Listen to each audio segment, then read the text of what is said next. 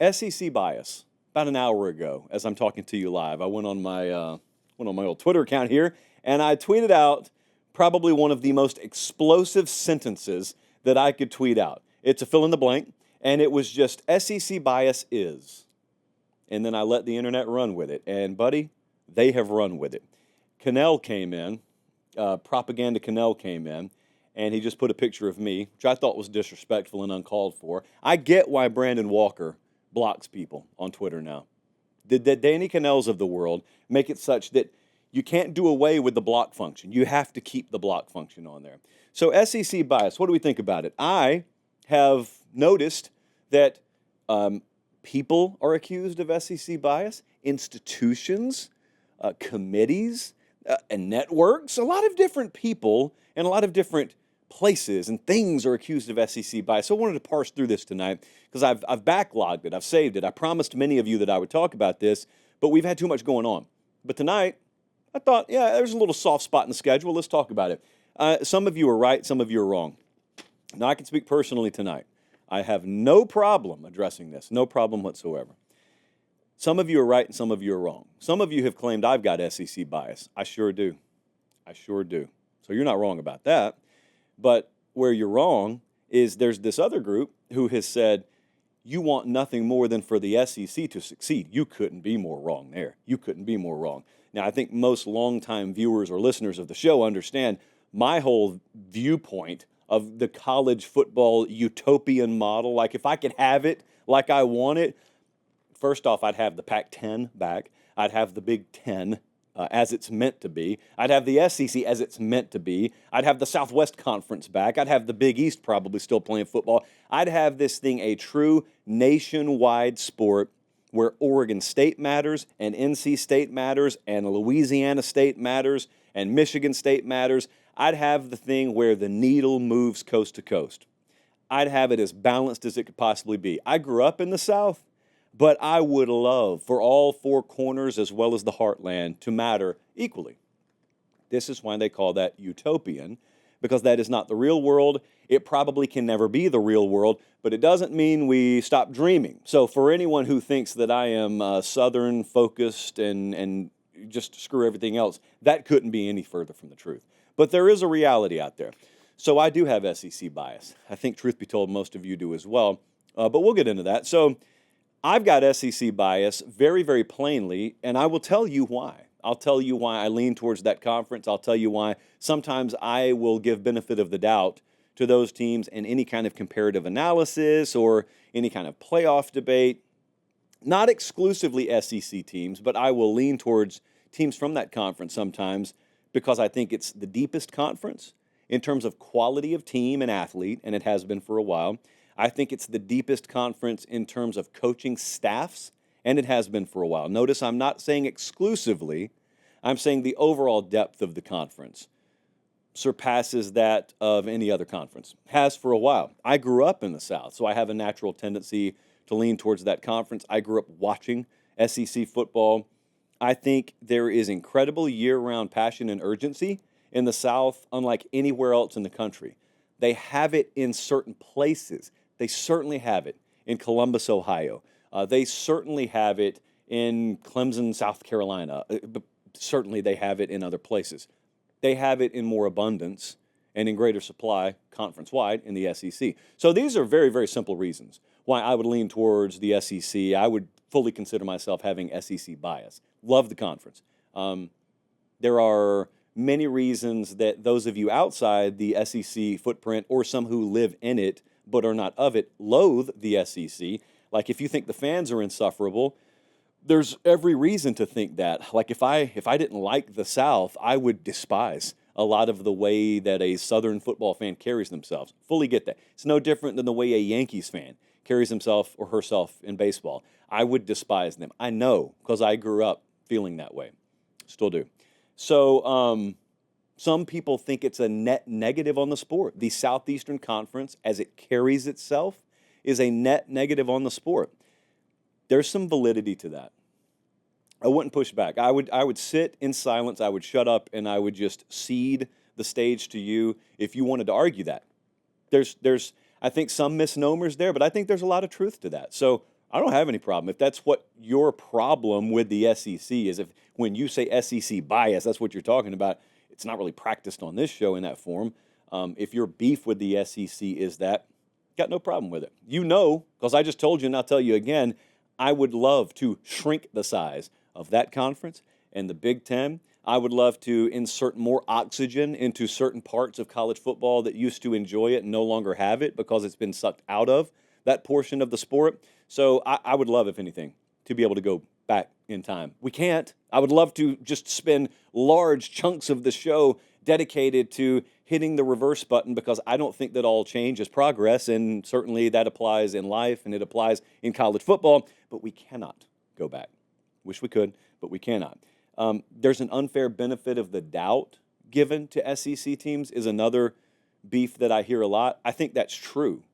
Now, part B is why is the benefit of the doubt given? I certainly don't think it's blind, but here's ultimately what it comes down to as far as I'm concerned, as far as things I can control.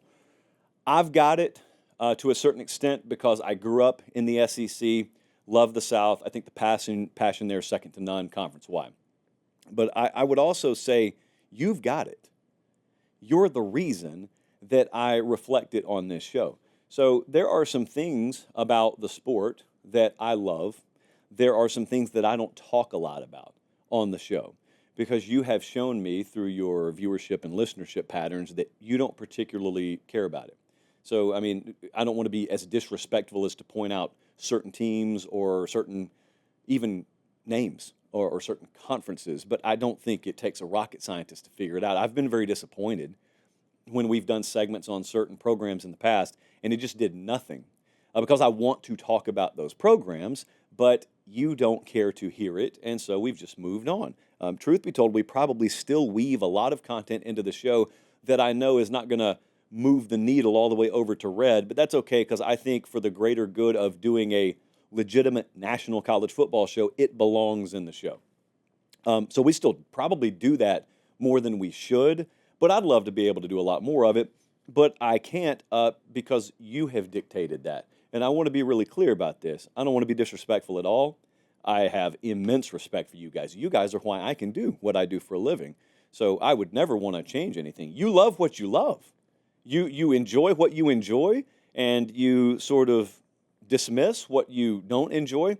But I just want to tell you, when we're doing this show, as it relates to how we divide up the content on this show, I always want to be honest with you. I wish you guys liked a little bit more of college football than you're showing me through what I have on this piece of paper that you like. Joe Pompliano compiled the viewership for this year's games. 8 of the 10 most watched teams in the country this year were SEC teams. Now, I want you to stop because that means nothing in the playoff standings. That does not mean that Texas should get benefit of the doubt, even though they didn't beat a top 25 team. It doesn't mean Bama should have gotten in the playoff. I'm not suggesting that. It doesn't mean that. I'm not talking about the committee. I'm talking about me and how I'm stacking the show because many people in the comment section have thrown accusations at me, so I'm just going to give you an answer here. This is why we spend a lot of time talking about this conference, because you spend a lot of time watching the conference. This is not relegated to southern states. Montana's baked in here. California's baked in here. Michigan's baked in here. The Virginias are baked in here. This is the nation telling me, and I can confidently tell you, our own viewership trends on this show reflect this as well. You notice that there's an Ohio State baked in there at number 2. We talk Ohio State a fair amount on the show. Michigan's there at number 6. We talk Michigan a fair amount on the show. Honestly, Kentucky's in here, and that's probably because of who Kentucky played this year. I would not come to you and suggest Kentucky is one of the 10 most important football brands in college football. But I will tell you that when it's this glaring and you claim to be doing a national college football show, it'd be a disservice to your audience not to disproportionately lean into talking a lot of SEC. I'd also ask you this. What am I supposed to do in terms of flavor of content when Las Vegas comes to me at the beginning of the year and says 5 of our top 7 teams in the odds market to win the national title are from the SEC? That doesn't mean anything. That doesn't guarantee anything. But it does suggest there is a pretty good concentration of legitimate football teams that are located in that conference. How do you responsibly talk about that conference on a national platform, national college football platform, other than disproportionately leaning into the preseason concept, at least, that there are probably going to be some pretty good football teams down there? No guarantee. In fact, I would argue a lot of SEC teams dropped the ball this year, but that was the preseason stance. Then we look at the back half. You want to talk about how bias is born. If you want to talk about how benefit of the doubt is born. If you want to talk about why people like me, if all else is equal, will probably lean at the way of the SEC, the last 18 consecutive drafts, without fail, the SEC has produced the most players. So I know that the most pro guys are playing down there. I'm going to yet again stop and say, that doesn't guarantee anything. Doesn't mean they're going to win a game. It just means that when I'm looking at caliber of football across the entirety of a conference, they're probably playing it at a pretty high level down there. I look at the beginning. That's the end. The draft is the end. The draft is when you send them off. When you take them in recruiting, 8 of the top 11 classes in the 24/7 Sports team recruiting rankings this year were from the SEC. 58 of the top 100 players in America went to play for the SEC. So I've got just logic-based metric after logic-based metric stacked up here that really does nothing more than presents common sense. Common sense is the SEC is the best and deepest conference college football, has been for a while. Doesn't guarantee an SEC team's going to win the national title. There may not even be an SEC team that plays for the national title. There could be SEC teams facing each other for the national title. That's a little more randomized than what we're talking about here in terms of stacking a show. So I did want to delve into this tonight because we talk a lot of Oregon on this show. We talk a lot of Ohio State, Michigan on the show. Talk a lot of Miami, Florida State, Clemson. Talk a lot of other teams on the show. But in terms of a conference, man, if you did this little exercise yourself, if you took like the top 10, forget about the most competitive, just the most relevant brands, the most relevant programs, if you were to do your own show and you were to talk about the depth of a conference, I can get 10 deep in the SEC and do a segment on whoever that is and have you care. I could not do that in the Big Ten. I cannot talk about Purdue at length on this show. Hat tip Barry Odom for getting that job. I can't do that. I can't do that with Wake Forest. I cannot do that. I don't even know who it would be in the Big 12. Ironically, I would do it in the Big 12 selfishly because I just think it's the most entertaining conference out there right now. But I do hear a lot of the criticism. I welcome it. I always want feedback on the show because I genuinely want to shape the show in the best interest of the audience instead of shaping it for me. I'm not the audience. You're the audience. Most of the criticism towards the show comes from people who don't watch the show. So candidly, I don't really care about that. Those are people who are miscontextualizing or taking sound bites or screen grabs and snapshots, and they're doing that for their own benefit. But for those of you who watch the show and you have genuine complaint about the show, always open to it. Because there are some of you who do.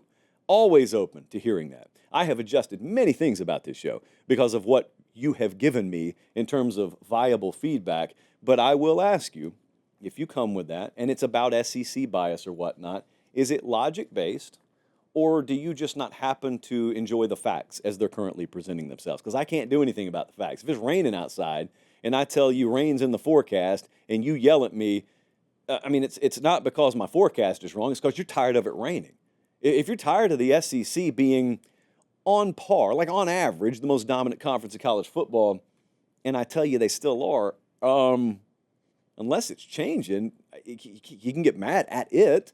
I don't know that getting mad at me is the answer to it, but I would also say I am perfectly willing to listen to the complaints because I get a lot of them, and I do listen to them, but walk me through to a logic-based conclusion how you'd like me to do the show differently, how you would do it differently if you were doing a national college football show.